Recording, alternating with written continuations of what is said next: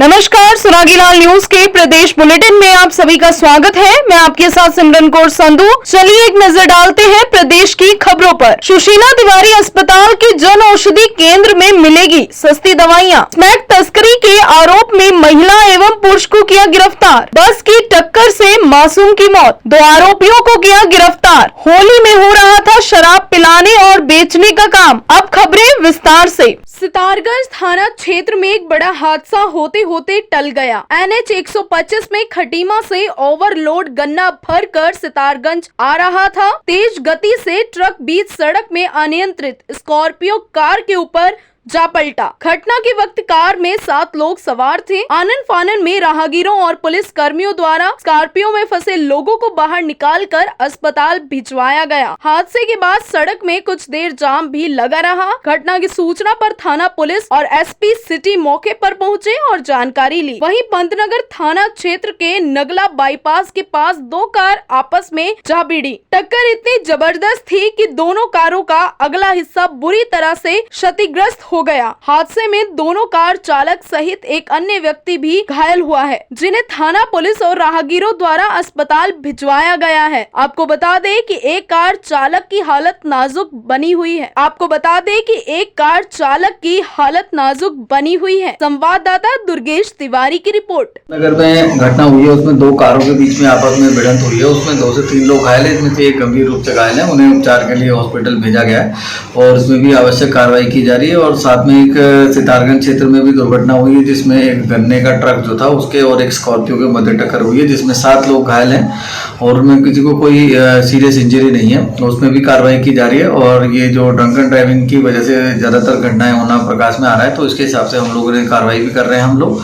और होली वाले दिन इससे पहले भी हम लोग ड्रंकन ड्राइविंग के खिलाफ भी अभियान चलाएंगे और डेंजरस ड्राइविंग और जो ट्रिपल राइडिंग है इसके खिलाफ भी अभियान चलाया जा रहा है। जन औषधि दिवस के मौके पर सुशीला तिवारी अस्पताल में केंद्रीय रक्षा राज्य मंत्री अजय भट्ट ने जन औषधि केंद्र में आयोजित कार्यक्रम में प्रतिभाग किया। इस दौरान केंद्रीय रक्षा राज्य मंत्री अजय भट्ट ने पत्रकारों से बातचीत करते हुए कहा, जन औषधि केंद्र के सरकारी हॉस्पिटलों में खुलने से मरीजों को काफी लाभ हुआ है। आपको बता दें कि इस दौरान सस्ती दरों में दवाइयाँ उपलब्ध हो रही है। सुशीला तिवारी हॉस्पिटल कुमाऊं को ही नहीं बल्कि यूपी के कई जिलों को चिकित्सा सेवा दे रहा है। संवाददाता दीपक अधिकारी की रिपोर्ट।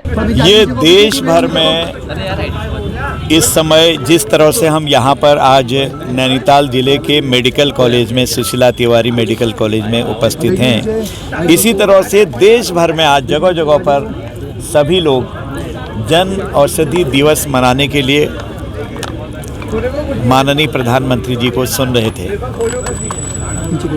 आपने देखा कि किस तरह से कतार लगी हुई है लोगों की औषधि लेने के लिए। 50% से 90% तक की छूट इस दवाइयों में है। जो दवा 10 रुपये की यहाँ पर मिल रही है, वही मार्केट में 100 रुपये की है। उसका सॉल्ट वही है, सारे गुण वही हैं, तत्व वही हैं, लेकिन गरीबों के लिए तो यह वरदान साबित हो गई है। अभी तक जब से जन औषधि केंद्र प्रारंभ किए हैं माननीय प्रधानमंत्री जी की देखरेख में, ये प्रधानमंत्री जी का ही विजन था कि गरीब से गरीब तक भी उपचार जाना चाहिए, दवा जानी चाहिए, सस्ती जानी चाहिए। तो अभी तक हमने 2014 से अभी तक का हिसाब लगा के देखा तो कम से कम 20,000 करोड़ रुपए की बचत करी है हमने मरीजों की, 20,000 करोड़ रुपए की।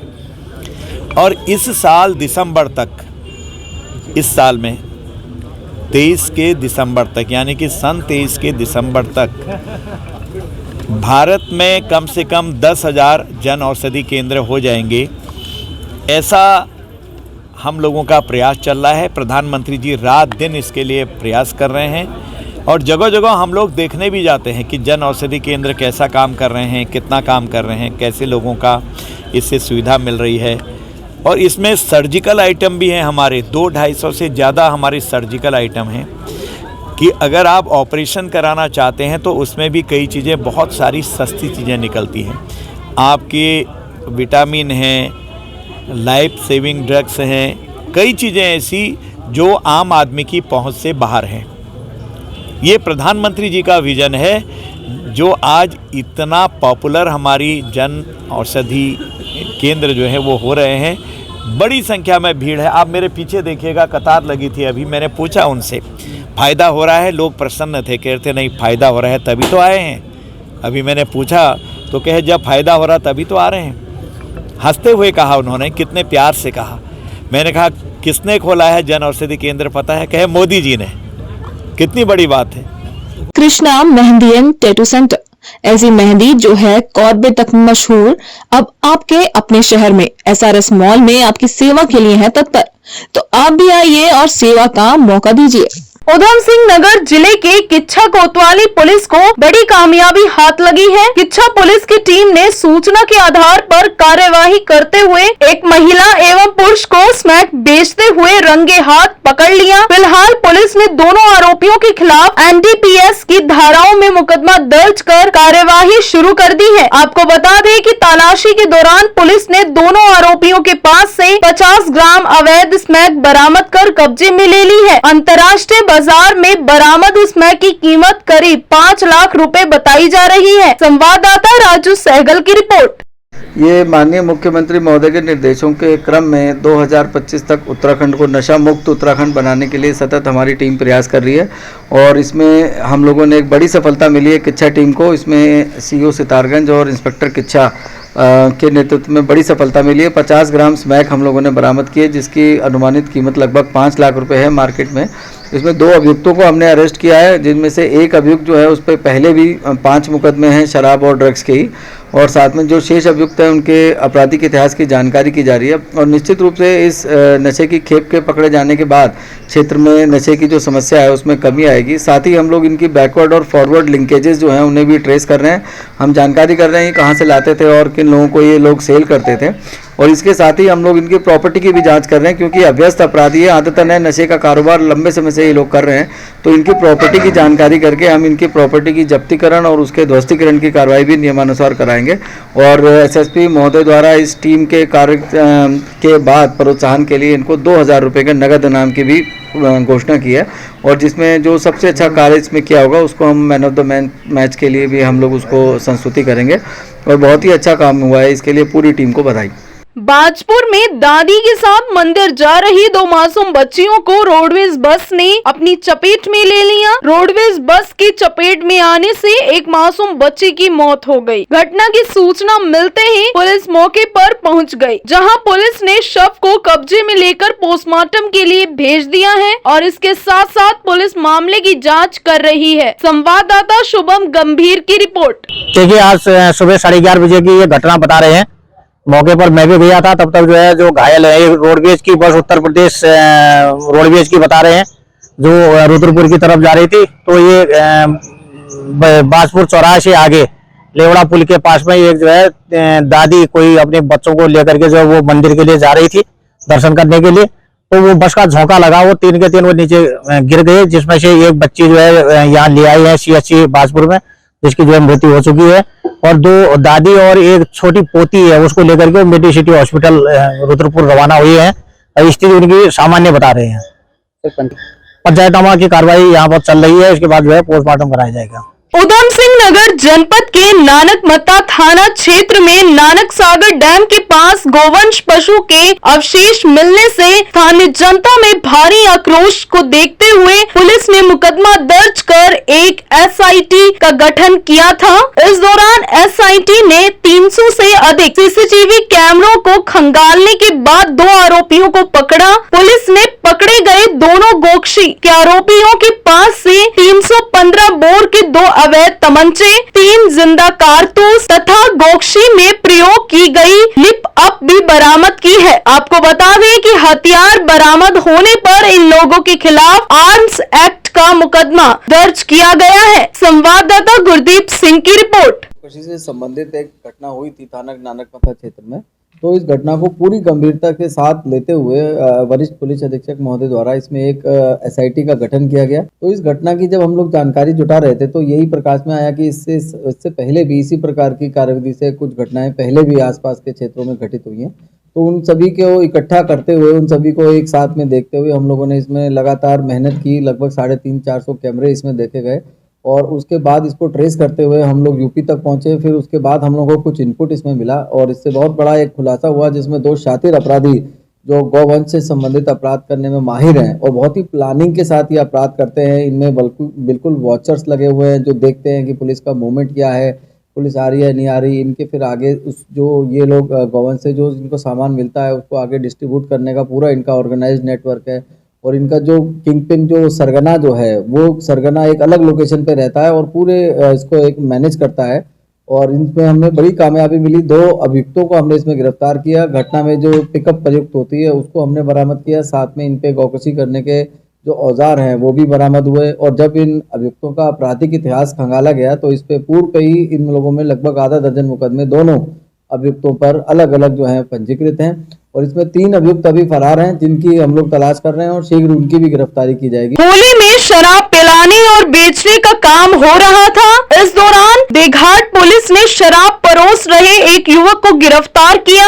आपको बता दें कि एसएसपी अल्मोड़ा के द्वारा होली पर्व के दृष्टिगत समस्त सीओ, थाना, चौकी प्रभारियों को मादक पदार्थों की तस्करी की रोकथाम के लिए सघन चेकिंग अभियान चलाकर नशा तस्करों पर कड़ी कार्यवाही करने के सख्त निर्देश दिए गए थे। संवाददाता हेमंत सिंह मेहरा की रिपोर्ट। मलेशियन की 16 लोगों की टीम WWF टीम के साथ रामनगर वन प्रभाग में पहुंची है। यह डेलीगेट्स रामनगर डिवीजन में कई वर्षों से कन्वर्सेशन एश्योर्ड टाइगर स्टैंडर्ड में अव्वल रहा है। मलेशियन डेलीगेट्स यहां पर यह देखने आया है कि किस तरह से यहां पर टाइगर कंजर्वेशन के लिए कार्य किया जाता है। संवाददाता कैलाश सोयल की report. My name is Zaraz Kam. I'm from WWF Malaysia. We're from the CATS team. We're here on a study visit to basically study the CAT sites in India in this case. So learning better of what's done in India so we can implement it better as well in Malaysia. How many members came here? In our delegation is 16. मेरा नाम मेरा जानवर है। मैं WWF में coordinator के पद पे काम करता हूँ और यहाँ पे मैं मलेशिया से एक जो डेलीगेट आया है उनके साथ जो है यहाँ पे रामनगर का जो क्षेत्र है उसमें भ्रमण कर रहे हैं। इनका मेन ऑब्जेक्टिव यहाँ आने का जो है वो कैट्स एक्रेडिशन जो रामनगर को मिला था उसके संबंध में है।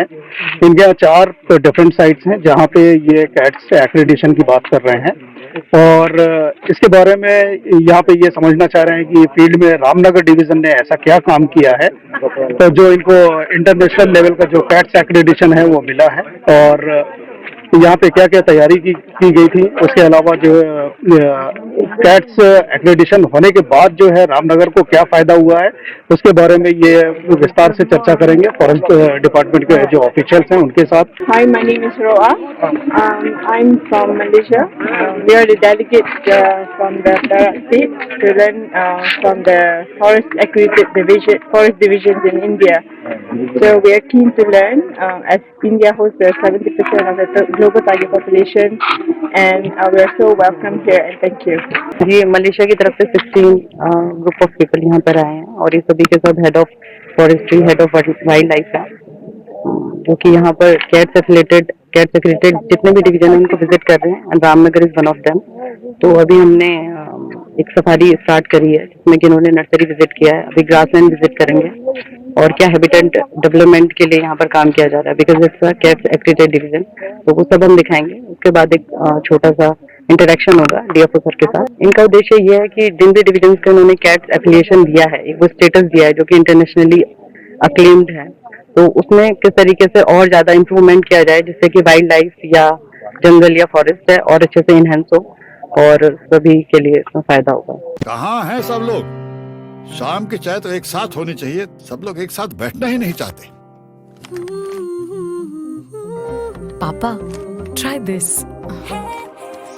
लो, सब पक ली।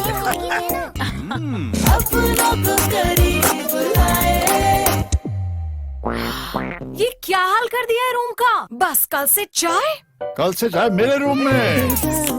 तेवर पान नमकीन अपनों को करीब। अल्मोड़ा पुलिस की ऑपरेशन मुक्ति टीम ने नगर अल्मोड़ा में जागरूकता अभियान चलाया। आपको बता दें कि अशोक कुमार पुलिस महानिदेशक महोदय उत्तराखंड के निर्देशन पर ऑपरेशन मुक्ति भिक्षा नहीं शिक्षा दे के तहत प्रदेश भर में भिक्षावृत्ति में लिप्त बच्चों की शिक्षा हेतु 1 मार्च 2023 से 2 माह का ऑपरेशन मुक्ति अभियान चलाया जा रहा है। इस अभियान की थीम भिक्षा नहीं शिक्षा दे है। इस दौरान एसएसपी अल्मोड़ा के निर्देशन पर ऑपरेशन मुक्ति टीम द्वारा अल्मोड़ा नगर के विभिन्न क्षेत्रों में लोगों को छोटे बच्चों से बाल श्रम न करवाने व भिक्षा न देने के लिए जागरूक करते हुए अपील कर कहा कि अगर आपको कहीं भी इस प्रकार से छोटे बच्चे भिक्षा मांगते हुए या बाल श्रम करते हुए दिखें तो इसकी सूचना तत्काल पुलिस को दें। संवाददाता हेमंत सिंह मेहरा की रिपोर्ट। उधम सिंह नगर जिले के किच्छा में पहली बार बरसाना की होली की तर्ज पर फूलों की होली एवं शोभा यात्रा का आयोजन किया गया। शोभा यात्रा में क्षेत्र के सैकड़ों श्रद्धालुओं ने